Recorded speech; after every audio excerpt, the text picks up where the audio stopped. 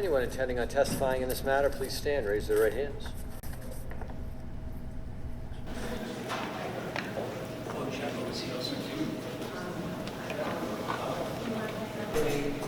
This position,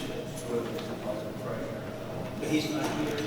What I'm going to be, because I have to, because I made the finding of the violations. We're going forward just on the report? That's correct. Is that right? Okay. We have several other exhibits to present as well. You're going to introduce this gentleman's record, I suppose, and Copy of his record. okay? And the police reports? Also, the police report for all of his open cases, Your Honor. For all of his open cases? How many are there? There's 3 open cases that should occur. Okay. Let me see what you have. You've seen all this? Where's his record? I don't even know what I'm dealing with here. Thanks.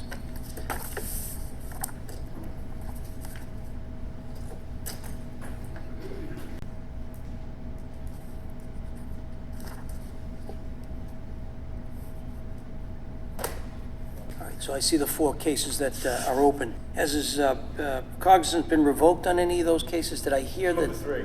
On 2 of the 3? 2 of the 3, I can't remember which document it wasn't available on maybe 674. This is document number 674. 624. I don't believe it was revoked on that case, the other 2. The two rape charges? And Let's go forward with the dangerous hearing. Everybody's in place. Let me see the what it is you want me to look at. Please. Thanks.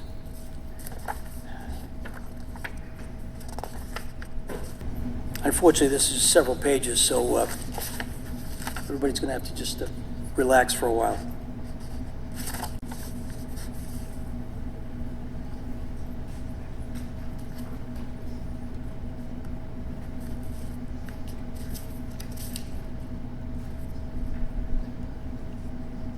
Is there additional evidence beyond just what I have in front of me? I have his record, and I have the reports and the complaints from the 4 cases, including which include the B&E vandalism, the 2 different rape complaints, and the complaint of the A and B attempted disarm, and the other 4 counts of A and B and threats. I think that's everything that was given to me, right? DA, go ahead. Tell me what your request is and why. We're asking that the defendant be held dangerous on dangerousness. In a short span of only 6 months, defendant has racked up 4 separate felony charges. First, on docket 17624, this is a felony breaking and entering. It appears that the female owner of the house was not even home. The defendant broke a window and kicked in the door and entered the house and was scared away by the alarm. Then we turn to docket number 17763. This is a case of statutory rape in which the defendant, an 18-year-old male, had sex with the victim, a 15-year-old female. Next, we turn to docket number 17695. This is again statutory rape and indecent assault and battery on child under the age of 14. This case involves a 13-year-old victim. This was again unconsensual sex. If you read the police report, it states that the defendant was sitting next to the victim and unprompted put his hands on her bare breasts and his hand down her pants. The defendant stated that this felt weird and creepy and she had to tell him to stop, and that later on in the night she had sex with him because she felt pressured by him. This is a 13-year-old girl with an 18-year-old male. And then finally we turn to the current case before you with numerous charges. This stems originally from a case of mistaken identity in which officers were dispatched to 15 Terry Street looking for Kelesto Salmon, who it turns out was the brother of the defendant before you and looks similar. Officers detained several occupants of the house peacefully. None of these occupants resisted. They understood the situation and they were waiting. But then we turn to the defendant before you, Mr. Salmon. From the very beginning, he escalates the situation by being uncooperative. He refuses to leave.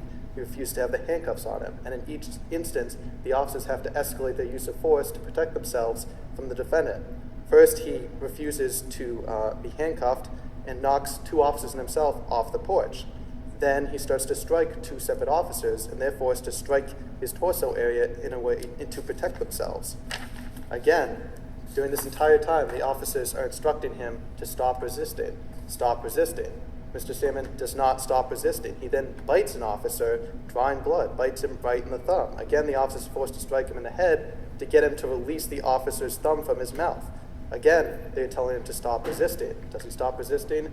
He does not. He attempts to grab an officer's firearm, which is holstered to his leg area. He grabs the gun. At this point, the officers are in great fear for their safety. The defendant not only has been resisting, now he has control of their weapon, and they're forced to strike him to protect themselves. He continues to resist. He shows signs of they are forced to deliver a stun from a taser. Again, this has no effect, and he continues to resist. They attempt to take him into custody. He complains of alleged seizure, and then begins kicking an officer in the lower body. Even after they have taken him into custody, handcuffed him, and taken him to the hospital, he continues to resist. He kicks an officer in the face, knocking off his hat. He grabs a hold of his shirt and rips off the bulletproof vest. Your Honor, the facts of this case are pretty straightforward. He posed a great danger to the officers and kept escalating. And while he may have been understandably annoyed by the case of mistaken identity, he has no right to resist arrest. He has no right to escalate the scene. He has no right to inflict harm on these officers. They were forced to protect themselves for their own safety. And these charges run the gamut. We showed that he's a danger to the community, the individual. These are a wide variety of victims. This is a female homeowner. This is a 15-year-old girl. This is a 13-year-old girl. These are several separate police officers in a variety of charges: breaking and entering, statutory rape, and assault and battery on a police officer. He doesn't follow the law. He broke the statutory rape law not once but twice. He doesn't even respect direct commands. The 13-year-old girl told him to stop. He did not. The officers repeatedly told him to resist. He did not. And this charge is the most troublesome, and it shows that no condition of release would protect the community from this defendant. I've been asking this about 13-year-old girl since I've come to court. I've not been seeing her present. I need her present. On the docket with the 13-year-old girl, he was giving separate conditions: GPS monitoring, stay away from juveniles, stay away from minors 16 and under. None of these would protect the community in the current case. He was simply in a house. Officers tried to detain him, and he responded violently. There are no conditions. There's no dollar amount of bail. There's no pretrial condition that could ensure that the community is safe from this defendant. This court has personally witnessed his outbursts earlier this morning. This is a very straightforward case based on the charges against this officer, these girls, and this homeowner. And we respectfully request that he be found dangerousness and held without bail because there are no conditions that can ensure the community's safety. Thank you. Thanks very much. Counsel. Thank you, Your Honor. First, I would ask the court to deny the government's request. I would support that request based upon a technical argument, which is to say that the facts as alleged in the police report don't allow for a probable cause conclusion that the predicate offense even took place. They're moving for a dangerousness based upon the top count wherein they allege an assault and battery in the process of trying to disarm a police officer of his firearm took place. Now, Trollman East's report, last full paragraph, wherein he states, I had attempted to gain control of the unknown male's arm when he pulled away and grabbed my holstered service pistol. Our position is that, based upon that representation, no assault and battery took place.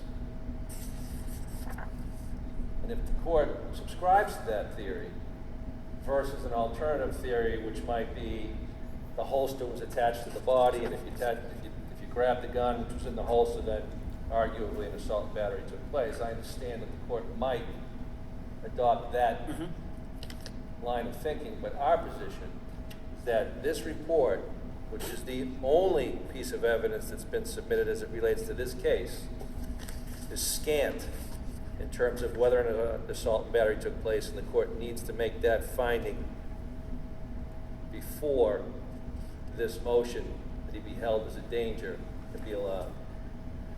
Secondary to that, Judge,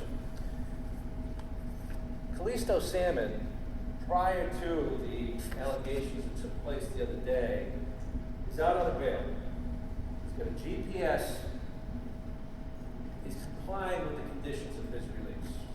Nothing's been brought to my attention Tuesday or today that would suggest he wasn't compliant with any of the special conditions of his release. Those conditions were working, and I would suggest to the court today that in addition to those conditions, any other conditions that the court may seem fit would reasonably assure the safety of the community, and that the government hasn't clearly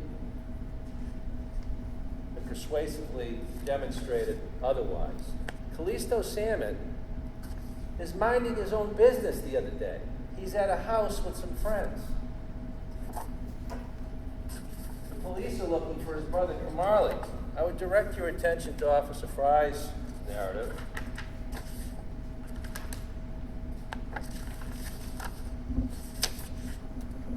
Wherein he states, first paragraph, it should be noted that the Barnstable police have been to the area of 74 Camp Street and 14 Terry Court a number of times. We have responded for drug activity and disturbances. It should be noted, Kim Marley and Kelesto spend time at their residence located at 74 Camp and will have parties located at 14 Terry Court. And now they want you to accept the proposition that given the history that the Barnstable police have with the two brothers at this location, that they show up on this day and they can't tell whether or not this is Kim Marley or Kelesto. He's inside, monitored on his ankle, minding his own business, have no suggestion that he's done anything wrong. They're looking for Kamali, who has allegedly just committed an unarmed robbery. And they ask everyone to come out of the house. And by the way, they detain everyone, and I think they arrest most of the people that are in the house. I would suggest that he's well within his rights at that point. They say, what do you want from me? Why do you want me to come out of the house? I haven't done anything wrong. Who are you looking for?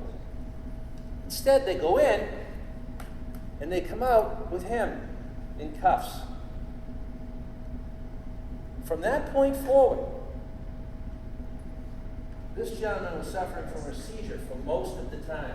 So much so that he spends the night not at the Cape Cod Hospital, but his injuries are such that he has to be transported to Boston, where he's treated for his injuries. Not only included a seizure, but you can see clearly he has an injury to his left eye. I've taken pictures of his wrists today, which are all cut up, which allegedly occurred as him trying to get out of the cuffs. He was injured. Did he overreact? Maybe. Was he upset because he felt as though he was being wronged on that day?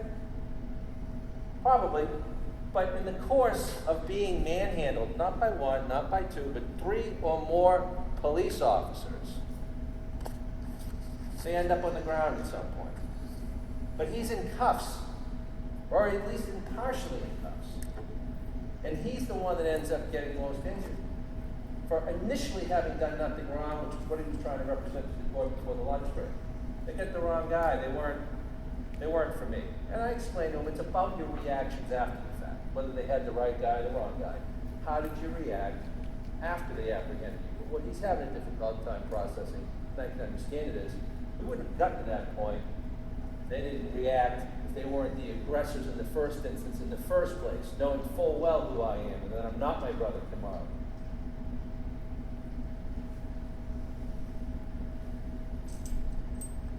This is somebody who, while you have his record, they're all open cases. I think maybe he has a conviction for disorderly or disturbing, if that, which is the very first entry on his adult record. Everything else is open. No convictions, slight build, handcuffed that day, just reacting what he felt was an overaggression by the police department. No convictions, as I said, for any type of physical violence, at least on his adult record, Your Honor. Who's been abiding by the conditions that have been imposed upon him up until this date, making his court dates with Attorney Espesi on those cases, those separate cases, all in an effort to demonstrate to the court good faith that I can abide by these conditions of my release. But for the fact that the police come into my house looking for my brother and treat me the way they did, I wouldn't even be here today. Again, our position, Judge, is that the court, or that the Commonwealth has not clearly and convincingly submitted sufficient evidence which would demonstrate that if he is not held without bail, he presents a danger to the community. Naturally, we disagree with that. There are conditions similar to what he was successfully performing before, and any additional conditions that the court may feel appropriate that would satisfy the societal concerns attached to this. For those reasons, we'd ask the court to deny the request that he be held pursuant to 58A. Counsel, I appreciate the argument. And it's a good argument. I do, as I think I indicated to you, subscribe to that theory that you know, when you take something that's attached to an individual that so closely as in this case his firearm and his holster, that could qualify as an assault and battery on the police officer, and he is charged with assault and battery on this particular officer, over and above attempting to take the firearm from this particular officer. I understand that he may have been upset that they may have had the wrong person, but you know, and he doesn't, but perhaps he will find out that even if it's an invalid arrest, you're required to submit to the officer's authority, and you can't engage in this activity that's been alleged. And the activity that he is alleged to have engaged in was serious, and just he wouldn't stop until he was forcibly made to succumb. When you add that to the other charges that he has open and pending, and you're right, he doesn't have much in the way of convictions on his adult record. However, looking beyond that, there are similar assault of charges for which he's been found responsible. I'll leave it at that. There's enough here for the court to conclude that there are no conditions that would satisfy the court that this person would be a danger to members of the public. And for that reason, I'm going to require that he be held. I understand he's already being held for revocations of bail and the other matters. So he'll likewise be held on this. Do you have a further date? We got a date for 7/19. probable cause? Yeah. Can you do it? Oh, you want to go pre-trial? You want to do pre-trial? I come back. I'm sorry, sir?